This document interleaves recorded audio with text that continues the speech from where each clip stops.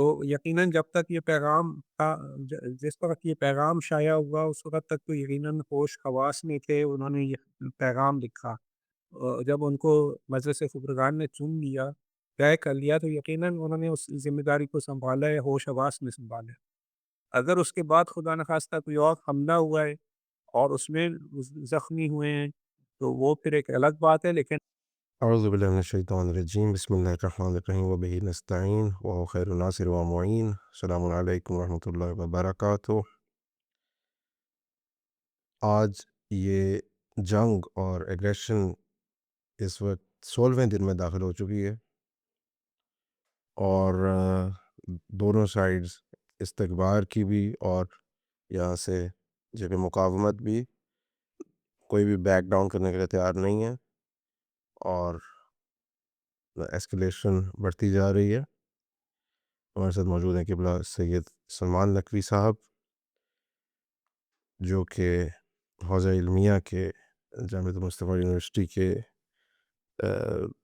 یہ سمجھیں کہ ان کی فیکلٹی میں سے ہیں، اور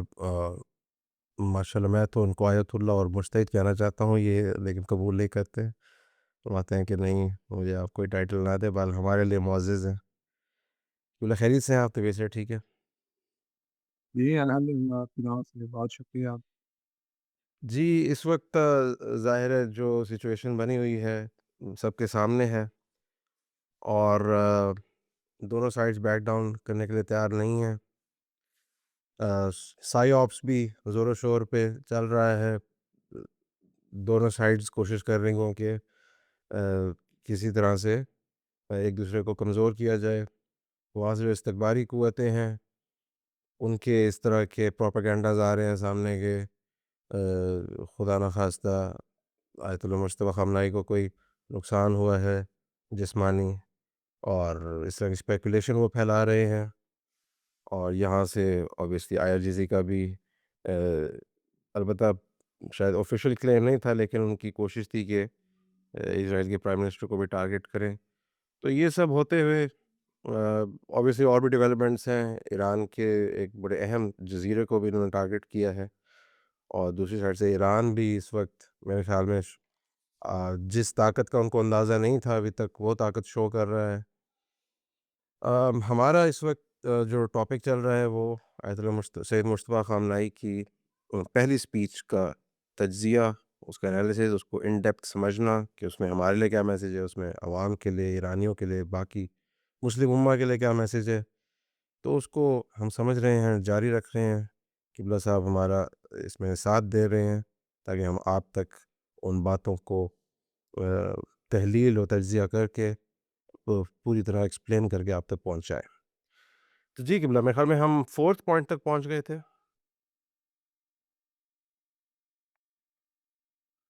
جی، ہم نے ظاہراً وہ جیسے کہ بات کی تھی کہ آیت اللہ سے مجتبیٰ خامنہئی نے جو پیغام جو ہے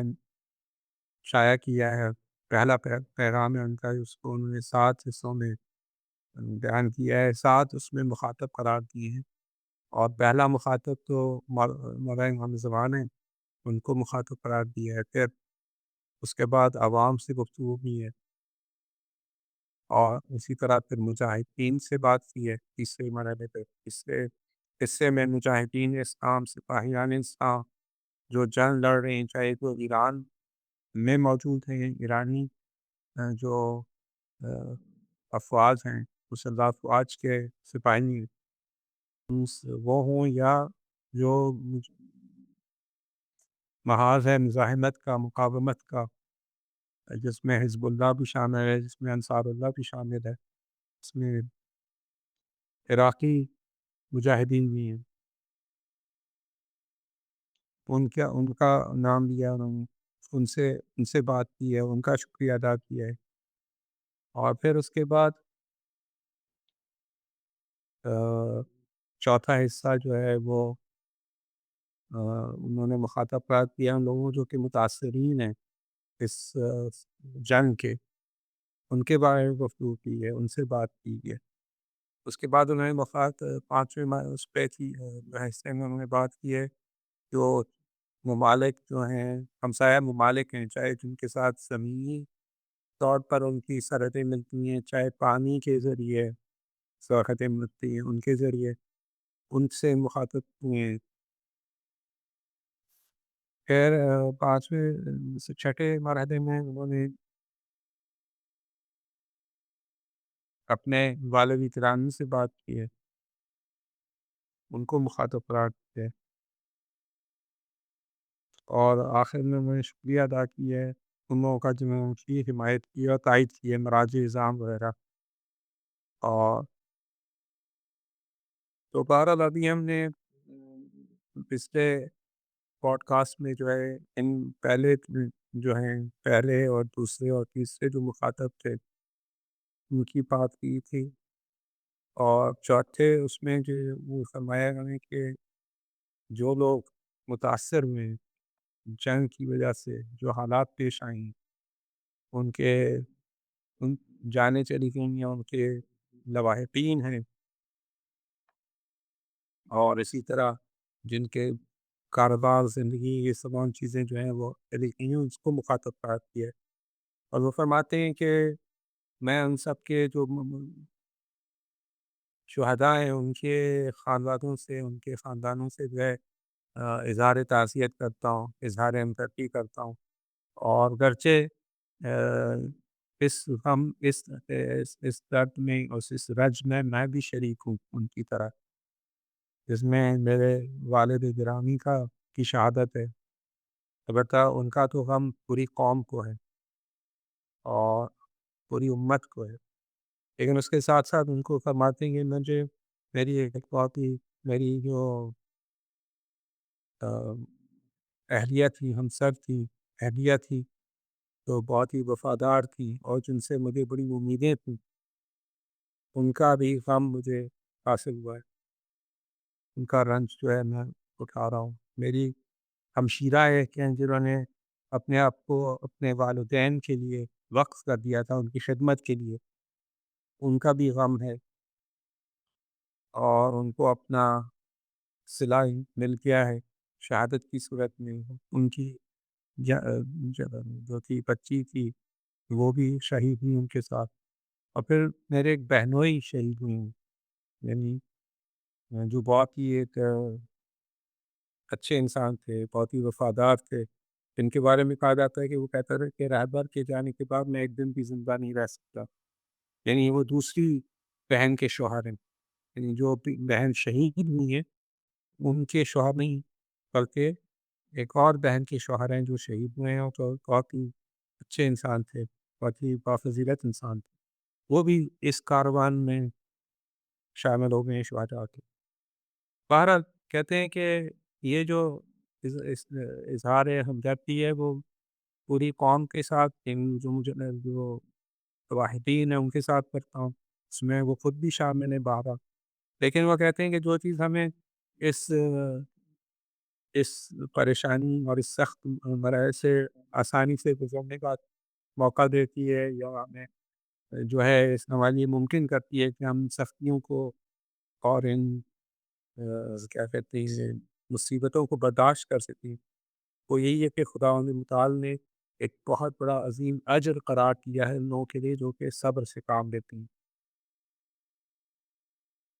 تو لہٰذا خدا کی رحمت کا اور خدا کی رحمت کے کیا کہتے ہیں توقع رکھنا، اور یہ بہت ضروری ہے کہ انشاءاللہ اس کی رحمت میں ہمارے شامل حال ہو۔ دوسری بات یہ کہتے ہیں کہ ہم جو ہیں انتقام لیں گے اپنے شہداء کا، یعنی عوام سے کہتے ہیں کہ آپ کے شہداء کا ہم انتقام لیں گے، اور صرف اپنے رہبر جو والد گرامی ہیں ان کی شہادت کا انتقام نہیں لیں گے، بلکہ ایک ایک فرد جو کہ شہید ہوا ہے اس کی جو ہے ہم ان کی شہادت کا انتقام لیں گے، اور ہر ایک شہادت جو ہے وہ ایک علیحدہ فائل اس کی کھلے گی۔ البتہ کسی حد تک وہ فرماتے ہیں کہ یہ جو ہم نے جوابی کارروائی کی ہے ان کا ہم نے کسی حد تک تو انتقام دیا ہے، لیکن وہ ابھی محدود پیمانے تک ہے، محدود پیمانے میں ہے، وہ ابھی مکمل انتقام نہیں ہے،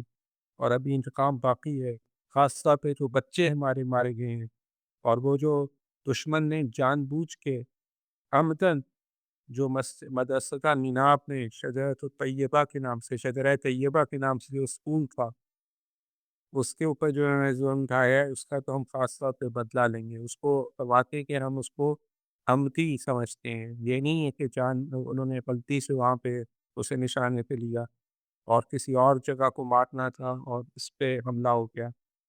تو لہٰذا اس کا بھی بدلہ فرما رہے ہیں کہ ہم ہر صورت میں لیں گے۔ اور یہاں پہ میں یہ بھی کہتا چلوں کہ بعض اسکالرز ہیں، بعض لوگ ہیں جو سمجھتے ہیں کہ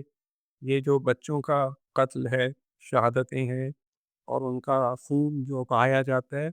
وہ ایسے ہی ہے جیسے غزہ میں بچوں کا ہزاروں بچوں کا خون بہایا گیا۔ تو اس میں جو لوگ سمجھتے ہیں کہ یہ جو صہیونیستی ہیں اور یہ جو سامراجی جو شر پر مبنی طاقتیں، یہ شیاطین انس و جن دونوں سے استفادہ کرتی ہیں، اور تمام کچھ توانائیاں جو ہیں جنی اور انسی وہ استعمال کرتی ہیں اہل حق کے مقابلے میں۔ اور جو جنی قوتیں ہیں ان کو تو سیراب کیا جاتا ہے بچوں کے خون سے، ان کا یعنی ان کی غذا ہے بچوں کا خون، لہٰذا وہ جان بوجھ کے بہایا جاتا ہے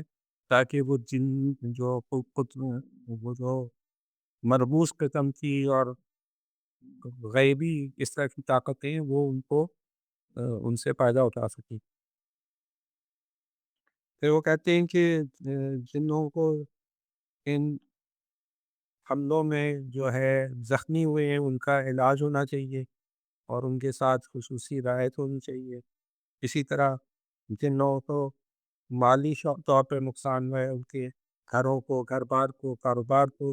تو اس کے لیے ذمہ داری ہے کہ ان کے نقصانات کو وہ کیا جائے، اس کی تلافی کی جائے، کمپنسیٹ کیا جائے۔ اور اس سلسلے میں خاص طور پہ ہدایت کی ہے ذمہ داران کو کہ وہ مجھے اس کی رپورٹ پیش کریں کہ ان کے ساتھ کیا کیا جا رہا ہے ان دو حصوں میں، خاص طور پہ جو کہ زخمی ہوئے ہیں اور جن کے اموات جو ہیں ہاتھ سے گئے ہیں۔ پھر کہتے ہیں کہ ہم یہ ان تمام مظالم کا جو ہے کا جرمانہ اور اس کی جو ہے دشمن سے لیں گے، دشمن کو اس کمپنسیٹ کرنا پڑے گا، اور اگر وہ اس کو نہیں مانتے، ریپریشنس نہیں دیتے، تو ہم ان سے جس طرح ہو سکے گا، جس حد تک مناسب ہوگا، ان سے، ان کے اموال سے، ان کے املاک سے، ان کی جو چیزیں ان کی ملکیت میں ہے وہ ان سے ہم چھینیں گے۔ اور اگر اس کے لیے بھی ہوتا ہے ہم اس کا بھی امکان نہیں ہوا، تو پھر اسی حد تک ان کو نقصان پہنچائیں گے، ان کے اموال کو، ان کے املاک کو نقصان پہنچائیں گے۔ تو یہاں پر گویا یہ کہ اس چوتھے حصے میں مختلف باتیں وہ فرما رہے ہیں کہ وہ انتقام کا مسئلہ بھی ہے، اور انتقام جو ہے بالکل مناسب حد تک لیا جائے گا، یعنی جو قصاص جسے کہتے ہیں، تقاص جسے کہتے ہیں، وہ کیا جائے گا، یعنی شرعی ایک مسئلہ ہے، اسلامی مسئلہ ہے تقاص کا، کہ جس حد تک دشمن آپ کو نقصان پہنچائے اسی حد تک آپ اس کو بھی نقصان پہنچائیں۔ وَاعْتَدُوا عَلَيْهِ بِمِثْلِ مَا اعْتَدَوْا عَلَيْكُمْ، جس حد تک وہ تم پہ دست درازی کریں، تم بھی اسی حد تک حق رکھتے ہو کہ ان سے وہ بدلہ دو۔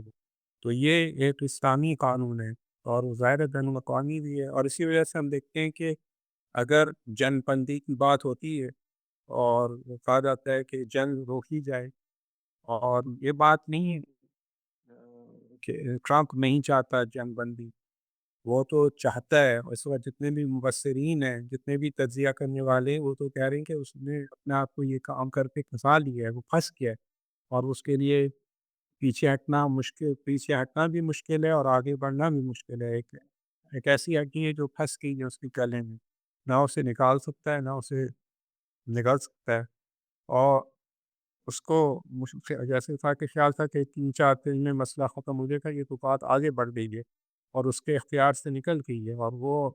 جو ہے وہ ہر صورت میں کوشش کر رہا ہے کہ کسی نہ کسی طرح جو ہے ایران اس کے سامنے تسلیم ہو جائے، سر تسلیم خم کر دے، لیکن ایران نے منع کیا ہے۔ ایران کہتا ہے کہ ہم جو ہیں اس میں نہیں جنگ بندی چاہتے، ہم کوئی مذاکرات نہیں چاہتے۔ اور آج بھی جو ہے عراقچی صاحب کا انٹرویو تھا سی بی ایس کے ساتھ، اس میں بھی انہوں نے کہا کہ ہم کسی صورت میں مذاکرات کے لیے تیار نہیں ہیں۔ البتہ ادھر سے جو پزشکیان صاحب نے شرطیں رکھی ہیں اس میں یہی ہے کہ جنگ بندی اگر ہوگی تو اسی صورت میں ہوگی کہ ایران کے جائز حقوق تسلیم کیے جائیں گے، اور اس کا مطلب یہ ہے کہ سینکشنز ختم کی جائیں گی۔ اسے ایک عام اس طرح سے کوئی ملک ہوتا ہے جو دنیا میں اپنے تمام معاملات کو، کاروبار کو بغیر کسی بندش کے، بغیر کسی محدودیت کے انجام دے سکتا ہے، ویسے ایران کی بھی صورتحال ہوگی۔ دوسرا یہ کہ اسے ریپریشنس کی چاہیے، اس کے ساتھ جو اس کو جو مالی اور جو اس کے نقصانات میں بلینز آف ڈالرس کا نقصان ہے وہ اسے ہر صورت میں وہ چاہیے، اس کو وہ جو ہے اس کو ان کو اس کا چبانہ دینا ہوگا۔ اور تیسرا یہ کہ بین الاقوامی سطح پر ضمانت دی جائے، انٹرنیشنل گارنٹیز دی جائیں کہ آئندہ کبھی اس طرح کا حملہ ایران پہ نہیں ہوگا۔ تو بنیادی طور پہ یہ بہت ہی معقول شرطیں ہیں۔ اگر ابھی اس وقت ایران جو ہے پسپائی اختیار کرتا ہے اور پچھلے 12 روزہ جو جنگ جو اس پہ مسلط کی گئی تھی اس وقت جس طرح سے ایران نے تسلیم مان لیا تھا سیز فائر، جنگ بندی کرتے کچے، اس ایک طرح سے جنگ بندی بھی نہیں تھی، وہ نہ جنگ تھی نہ کیا کہتے ہیں صلح، نہ جنگ بندی، ایک بس چونکہ امریکہ نے تسلیم کر لیا تھا، امریکہ اور اسرائیل نے مان لیا تھا کہ ہم آگے جاری نہیں رکھیں گے جارحیت کو اور حملے روک دیں گے، تو ایران نے بھی کہا تھا کہ ٹھیک ہے ہم بھی جوابی کارروائی نہیں کرتے۔ اور اسی وجہ سے ہم دیکھتے ہیں کہ اس دفعہ جو ہے وہ کہتے ہیں کہ اسی صورت میں ہم رکنے کو تیار نہیں ہیں، اور جارحیت اگر ان کی طرف سے رک بھی جائے گی تو ہم بھی حملے جاری رکھیں گے۔ اور ابھی بھی انہوں نے جو ہے وہ قرار گاہ خاتم الانبیاء، وہ جو سینٹرل کمانڈ ہے جو ان کا جس طرح سے وہاں پہ سینٹ کام ہے، اسی طرح وہاں پہ ایک جو head quarters, war had quarters ہیں، اسے کہتے ہیں قرارگاہ خاتم الانبیاء، اس نے اعلان کیا ہے کہ اب ہم نے جو حملے کیے تھے مثلاً 40ویں لہر تک ظاہراً یا اس سے کچھ پہلے یا بعد، تو وہ انتقام کی صورت میں تھے، وہ جوابی کارروائی کی۔ اب ہم ابتدائی طور پہ خود اوفینسو پہ جا رہے ہیں اور خود سے حملے کریں گے۔ اور اب تو جو بڑھ چڑھ کے جو حملے کیے جا رہے ہیں وہ کافی اس میں اسرائیل کو، جہاں پہ بالکل جو ہے میڈیا کا کلیپ ڈاؤن ہے، وہاں پہ کوئی خبر وہاں سے نہیں آتی، لیکن وہاں پہ خبر یہ ہے بہت زیادہ نقصان ہو رہا ہے۔ پھر 5ویں حصے میں انہوں نے مخاطب قرار دیا ہے وہ جو ہمسایہ ممالک ہیں ان کے رہبروں کو، ان کے قائدین کو، 15 ایسے ممالک ہیں جن کے ساتھ ان کی جو ہے یا زمینی راستے سے وہ ملتے ہیں، جیسے پاکستان ہے، افغانستان ہے، آذربائیجان ہے، ترکمنستان ہے، اس طرح کے ممالک ہیں، عراق ہے، ترکیہ ہے، اور وہ ممالک ہیں جن کے ساتھ پانی کے ذریعے ان کا تعلق بنتا ہے، سعودی عرب ہے، قطر ہے، بحرین ہے، عمان ہے، کویت ہے، یہ ممالک ہیں جو کہ زمینی راستوں سے ان سے جڑے ہوئے ہیں۔ تو ان سب کو مخاطب قرار کر دیتے ہیں کہ ہم ہمیشہ جو ہیں آپ کے ساتھ ایک گرم جوشی کے اور مثبت اور تعمیری روابط چاہتے تھے اور چاہتے ہیں، لیکن چونکہ دشمن نے آپ کے علاقوں میں جو ہے اپنی اڈے بنائے ہوئے ہیں، عسکری اڈے دیے ہیں، ملٹری بیسز دیے ہیں اور فائنینشیل بیسز دیے ہیں، مالی جو مراکز ہیں آپ کے بڑے بڑے، وہ بھی وہاں پہ انہوں نے اپنا جو ہے مرکز قائم کیے ہیں، مراکز قائم کیے ہیں، بڑے بڑے بینک ہیں، بڑے بڑے ادارے ہیں جو کہ اکنامک وارفیئر میں مصروف ہیں، وہ وہاں پہ قائم ہیں، کہ لہٰذا ان کو ٹھیک ہے سرزمین آپ کی ہے، لیکن آپ نے دشمن کو وہاں پہ موقع دیا ہے کہ وہاں سے وہ ہم پہ حملہ کرے، تو لہٰذا ہم ان پہ حملہ کریں گے۔ اور اب ان سے ابھی جو جنگ ہوئی ہے، جو حملے ہو رہے ہیں وہ وہیں سے ہو رہے ہیں، ہم ان ممالک پہ حملہ نہیں کر رہے۔ یہ جو پروپیگنڈا کیا جاتا ہے، کہا جاتا ہے کہ ان ممالک پہ حملہ کیا جا رہا ہے، سیکورٹی کونسل میں بھی اسی بات کی مذمت ہوئی ہے، لیکن ایران نے تو پہلے ہی کہا تھا رہبر شہید نے تو کھل کے کہا تھا کہ اس وقت اگر تم حملہ ہوا تو اس دفعہ اگر حملہ ہوا تو یہ خطے کی جنگ ہوگی، اور اس کی وجہ یہی تھی کہ ان سے بدلہ لیا جائے گا، ان پہ حملہ کیا جائے گا، اور تو وہ فرماتے ہیں کہ ہم اس سلسلے کو جاری رکھیں گے۔ اسی قبلہ 5ویں پوائنٹ واقعہ سے ان کے انہوں نے مطالبہ کیا ہے، ان سے مطالبہ کیا کہ وہ جلد سے جلد اڈوں کو بند کر دیں۔ جی، یہ بالکل ان کا جائز مطالبہ ہے، ان کے ایکشنز بھی ظاہر ہے جو ہیں وہ پلینڈ ہیں۔ آ، ایک چھوٹے سے یہاں پہ ایک کاؤنٹر آرگیومنٹ جو بنتا ہے وہ یہ ہے کہ ہسٹوریکلی جو مسلم امہ کا کانسیپٹ تھا، جو کہ ہمیشہ چلتا آیا ہے، جس کو امام راحل نے بھی کافی پروموٹ کرنے کی کوشش کی اور کافی لیڈرز نے، اس وقت جو سید رہبر کی اس وقت جو جو اسپیچ ہے اس میں جو پوائنٹس ہیں، جس انداز میں ہے کہ ہم کیا صرف ان سے بارڈر شیئر کرتے ہیں، کیا وہ ہمارے نیبرنگ کنٹریز ہیں، کیا یہ ان کی آئیڈینٹی ہے، اور ہم ان سے گرم جوشی کے تعلقات رکھنا چاہتے ہیں، یعنی ان اے سیکولر سورٹ آف اے وے، اس وقت کیا وہ اس مسلم امہ کو سیکولرلی دیکھ رہے ہیں کہ یہ ہمارے صرف نیبرنگ کنٹریز ہیں۔ اور اس کے ضمن میں ایک اور چھوٹی سی ایک آبزرویشن جو کہ ظاہر ہے ہمارے یہاں پہ arguments, counter arguments, constructive criticism ہم اوپن مائنڈیڈ ہو کے کرتے ہیں، تو ایک آبزرویشن میں ناقص آبزرویشن میں، اب مثال کے طور پہ خود تنگ ہرمز سے اگر انڈین شپس جا سکتی ہیں، ہوپ ولو انڈیا نے ٹھیک ہے ان کو کوئی نقصان نہیں پہنچایا، لیکن ایٹ دا سیم ٹائم ہمیں یہ سننے کو ملتا ہے کہ انڈیا کے تعلقات اسرائیل سے کافی اسٹرانگ ہیں، تو اور بندر عباس میں مثلاً چاہ بہار میں، سوری، ان کے ساتھ کانٹریکٹس وغیرہ کی ہسٹری، کیا ہم اس وقت مسلم ممالک کو صرف سیکولرلی ایک دشمن کے ساتھ یوں سمجھیں کہ صرف ان کے کیونکہ تعلقات ہیں اس لحاظ سے دیکھ رہے ہیں، جبکہ اوروں کے بھی تعلقات ہیں دشمن سے، لیکن ہم ان سے اتنا زیادہ کٹ آف نہیں کر رہے، ان کی شپس بھی شاید گزرے، سننے میں آیا کہ 2 شپس گزری ہیں انڈیا کی۔ آم، وہ مسلم امہ کا کانسیپٹ اس وقت فرمائے کہ کہاں پہ ہے؟ دیکھیے بنیادی طور پہ تو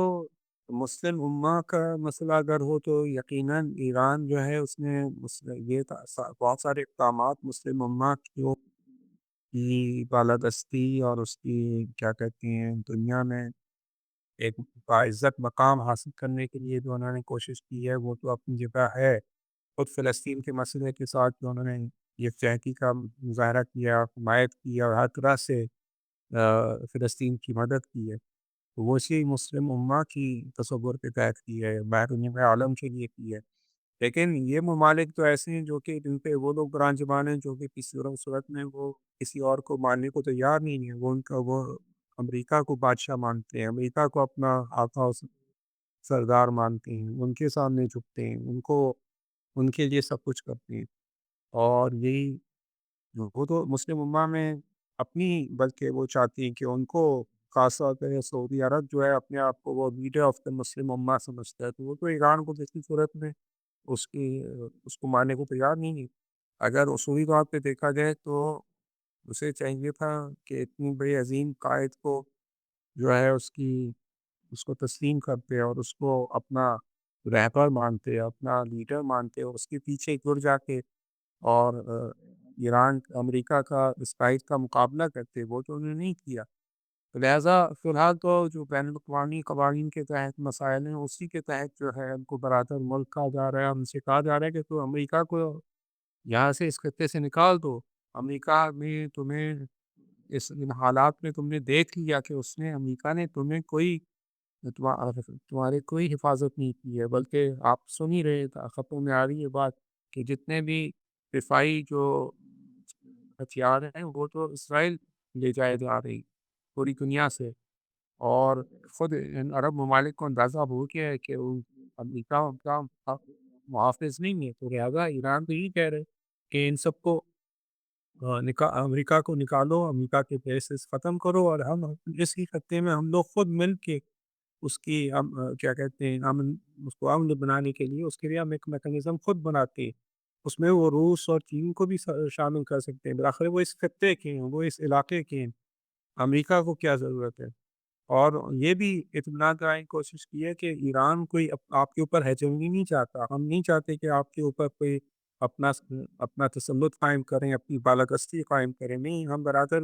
اسلامی ممالک کے طور پر اور اس خطے کے ممالک کے طور پر آپس میں ایک ایک دفاعی نظام بنا سکتے ہیں تاکہ ہم اپنی حفاظت کریں، اور سب مل کے جو ہے جو اصلی دشمن ہے اور جس نے ثابت کیا ہے وہ اسرائیل ہے، وہ اس کو کیا کہتے ہیں، اس کے مقابلے میں ہم ایک دفاعی انداز اپنا سکتے ہیں۔ تو اس حوالے سے جو ہے جہاں پہ رہا ہندوستان کا مسئلہ، دیکھیں ہندوستان کے بارے میں تو ہمیں کوئی شک نہیں ہے کہ وہ خاص طور پہ مودی کے زمانے میں، پہلے تو خیر ہندوستان فلسطین کی حمایت کی بات کرتا تھا، جب تک گاندھی اور اس کے ان کے پیروکار جب تک تھے تو وہ بالآخر کانگریس جو پارٹی تھی وہ ہمیشہ سے سپورٹ کرتی تھی فلسطینی کاز کو، فلسطینیوں کو، لیکن جب سے یہ آئے ہیں وہاں پہ رائٹ ونگ ایکسٹریمسٹ آئے ہیں اور مودی کی گورنمنٹ آئی ہے جو ہندوتوا پہ بلیو رکھتی ہے، تو وہ زائنزم کے ساتھ اس کو اپنی ایک چہتی محسوس کرتی ہے، لیکن پھر بھی ان تمام چیزوں کے باوجود ایران نے کوشش کی ہے کہ ہندوستان سے روابط برقرار رکھیں اور اس سے استفادہ کریں، خاص طور پہ اس وجہ سے بھی کہ وہاں پہ مسلمانوں کی ایک بہت بڑی آبادی ہے، کشمیر کا مسئلہ ہے، تو بالآخر ایک رابطے کے ذریعے کبھی ہندوستان سے جنگ کا مسئلہ یہ تو نہیں ہوا کہ ایران کے ساتھ اس نے جنگ کی ہو۔ ٹھیک ہے، ہم پاکستان میں یہ سوچتے ہیں کہ ہندوستان جو ہے چونکہ ہمارا دشمن ہے تو لہٰذا ایران کو بھی اس کے ساتھ دشمنی کرنی چاہیے، اور بہت سارے اس میں سوالات پیش آتے ہیں، اعتراضات ہوتے ہیں کہ ایران جو ہے ہندوستان کے ساتھ، لیکن بڑے پکچر میں دیکھا جائے تو بالآخر انڈیا ایک ریجنل طاقت ہے، اس علاقے کی ایک بڑی طاقت ہے، اور وہ براہ راست ایران کے ساتھ جنگ نہیں کر رہے، اور بالآخر البتہ یہ نہیں ہے کہ ایرانیوں کو اندازہ نہیں ہے، بالآخر انہیں پتہ ہے کہ اسرائیل کے ساتھ ان کے روابط ہیں، یہ بھی پتہ ہے کہ ان کے ابھی مودی پچھلے دنوں وہیں پہ تھا، جنگ شروع ہونے سے ایک دو دن پہلے وہاں سے آیا ہے، اور اس نے ابھی تک شاید مذمت بھی نہیں کی ہے، اس نے اسرائیل کی مذمت نہیں کی ہے، اس نے ظاہراً ابھی تک تعزیت بھی نہیں پیش کی ہے، تو لہٰذا یہ تمام چیزیں ہیں، اور مجھے تو سننے میں آیا کہ تو ان کے جہاز انہوں نے جانے دیے تو ادھر اس کے مقابلے میں کچھ انہوں نے فائدہ بہرحال اٹھایا ہے، کوئی ایسی بات تھی کہ شاید ایران کی جہاز وہاں پہ پھنسے ہوئے تھے یا کیا تھا تو اسے وہاں سے چھڑوائے ہیں، تو لہٰذا جی، غالباً یہ نہیں، کچھ وہاں سے غالباً کچھ ڈیڈ باڈیز تھیں یا کیا تھا، وہ واپس آئی تھیں، کوئی اس طرح کا کچھ تھا۔ وہ تو سری لنکا نہیں سے، وہ تو دینا جو اس پہ حملہ ہوا تھا وہ تو ڈیڈ باڈیز کی جنازے تھے شہداء کے، جو نیوی کے شہداء جو انڈیا، بہرحال ایران کو بھی یہ مسئلہ ہے کہ وہ جو فوجی مشقیں تھیں، نیول ڈرلز تھیں، اس میں شریک جو ایرانی جہاز تھے انہیں پہ تو امریکہ نے حملہ کیا ہے، اور وہ تقریباً ہندوستان کے میزبانی کے اندر یہ ہوا تھا، اور بہرحال اس کی حفاظت ہندوستان نے نہیں کی، تو یہ گلے شکوے سب ہیں، لیکن ایران تو اتنے سارے محاذ ایک ساتھ نہیں کھول سکتا نا، اکیلا ہے، اس کے پاس تو کوئی اور نہیں ہے، تو اب وہ ہندوستان کے ساتھ بھی ایک محاذ کھول لے تو مشکل ہے، لیکن بہرحال اوور آل اگر یہاں پہ کوئی اسٹریٹجک سلسلہ بنتا ہے، جیو پولیٹیکل ایشوز ریزالو ہوتے ہیں، تو ایران پاکستان ہندوستان اس علاقے کے جتنے بڑے بڑے لوگ وہ طاقتیں ہیں ان سب کو ظاہر ہے اس ڈیفنس پیکٹ میں شامل ہونا ہوگا، اس ڈیفنس ارینجمنٹ میں اسٹریٹجک میں حصے میں اس میں شامل ہونا ہوگا، تو ایران تو یہ بھی اسی چیز کا مطالبہ کر رہا ہے، اسی چیز کو مانگ رہا ہے کہ یہ جو ہے یہ عرب ممالک آغوش کے ناخن میں، اور بجائے یہ کہ امریکہ کے گود میں بیٹھے جائیں اور اسرائیل کے سامنے جو ہے کمزور پڑیں اور اسرائیل کو یہاں کی ہیجمنی عطا کریں، تو انہیں ایران کے ساتھ جڑنا چاہیے، تو بہرحال یہ پانچواں اس کا تھا، چھٹے میں وہ اپنے والد صاحب اپنے شہید رہبر سے جو ہے وہ فرماتے ہیں کہ آپ کا جانا جو ہے ہماری بہت ہی سخت ہے، ہمارے دلوں پہ بڑا اس کا رنج ہے، صدمہ ہے، لیکن آپ خود ہمیشہ جو تھے چاہتے تھے کہ آپ کو شہادت ملے، آپ کی ہمیشہ دعا کی شہادت ملے، اور آپ کو یہ شہادت نصیب ہوئی ایک بہت ہی مقدس مہینے میں، ماہ مبارک ماہ رمضان میں 10 رمضان کو جو حضرت خدیجہ کی وفات کا دن بھی تھا، اور اس میں ایسی حالت میں کہ آپ قرآن کی تلاوت کر رہے تھے، اور آپ نے بہت زیادہ مظلومیت سے زندگی گزاری ہے، لیکن بڑے اقتدار کے ساتھ، بڑے اعتماد کے ساتھ اور بہت ہی بردباری کے ساتھ آپ نے سختیاں برداشت کی ہیں، اور آپ کی واقعی جو قدر و قیمت ہے وہ پھر لوگ نہیں پہچان سکے، اور سالوں سال گزر جائیں گے شاید، کہ جب یہ سارے پردے اٹھیں گے اور حقائق سامنے آئیں گے تو معلوم ہوگا کہ آپ کی شخصیت کتنی عظیم شخصیت تھی، اس کے کتنے پہلو تھے اور کتنی آپ نے سختیاں برداشت کی ہیں۔ دشمن کی تو اپنی جگہ، شاید اپنے آس پاس کے لوگوں کے ساتھ بھی یہ، یعنی جس طرح سے انہوں نے بہرحال ہر رہبر کو، جیسے مولا علی کو دشمن سے تو تھی مشکل، لیکن جو آس پاس جو ساتھی تھے ان میں تھے، ان کے بارے میں بھی ان کو یہی گلا رہتا تھا کہ وہ اس طرح سے جو حق ہے ادا نہیں کرتے ساتھ دینے کا۔ تو بہرحال یہاں پہ ہم ابھی مختلف ذرائع سے یہ بات پتہ چلتی ہے کہ آپ نے شہادت کو اپنی آغوش سے میں اسے استقبال کیا اور تیار ہوئے، اور وہ کسی صورت میں تیار نہیں ہوئے حفاظت کے لیے۔ ان کے نمائندے حکیم الہی صاحب ہندوستان میں، اور وہ بیان کر رہے تھے کہ میری مسلسل بات ہوتی تھی ان کے ساتھ جو سیکیورٹی کے لوگ تھے، تو وہ بتاتے تھے کہ وہ رہبر کسی صورت میں تیار نہیں ہے، کسی اور جگہ چلے جائیں، کسی اور شہر چلے جائیں، کسی ایسی جگہ چلے جائیں جہاں وہ محفوظ ہوتے ہیں۔ حتیٰ انہوں نے اس بات کی بھی اجازت نہیں دی کہ جو ہے اپنے گھر کے نیچے ایک مضبوط بنکر اور ایسے بنائے جائے جہاں پہ وہ چلے جائیں حفاظت سے۔ وہ فرماتے تھے جس دن 90 ملین لوگوں کو یہ سہولت فراہم ہو جائے گی تو تب میں بھی ہو جاؤں گا، میں رہبر ہوں، اور میں یہ نہیں کر سکتا کہ جو ہے میری قوم کا فرد جو ہے وہ حملے کے نشانے پہ ہو اور میں جو محفوظ مقام پہ چلا جاؤں۔ تو بہرحال وہ انہوں نے کھلے دل سے شہادت کو قبول کیا، اور جس طرح اپنے ان کے مولا امام حسین نے جو ہے کربلا جاتے ہوئے انہیں یقین تھا کہ وہ شہید ہوں گے، اس کے باوجود وہ جان پہ پوچھتے گئے، انہوں نے اس راستے کو اختیار کیا۔ اسی طرح ہمارے شہید رہبر نے بھی اس شہادت کو اپنے آغوش میں لیا اور استقبال کیا اس کا۔ پھر آخر میں وہ جو ہے شکریہ ادا کر سکتے ہیں،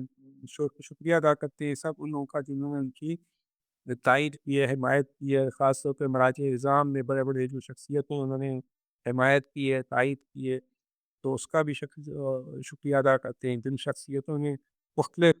جو شخصیتیں ثقافتی، سیاسی اور اجتماعی سطح کے افراد نے جس طرح سے حمایت کی ہے، عوام نے حمایت کی ہے، ان سب کا انہوں نے شکریہ ادا کیا ہے۔ جنہوں نے بیعت کی ہے دوبارہ سے،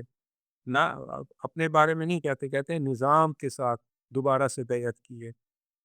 اور وہ اسی طرح کہتے ہیں کہ وہ جو ہیڈس آف جوڈیشری اور کیا کہتے ہیں ایگزیکٹو اور پارلیمنٹ کے، اس کا بھی شکریہ، اور جو وقتی طور پہ انٹرم کاؤنسل بنی تھی اس کا بھی وہ شکریہ ادا کرتے ہیں کہ انہوں نے اپنے بہترین انداز سے جو تدابیر اختیار کی، اس سے نظام کا سلسلہ قائم رہا اور باقی رہا یہاں تک کہ یہ انتخاب انجام پا گیا۔ اور آخر میں دعا کرتے ہیں بہرحال کہ خداوند متعال ہمیشہ جو ہے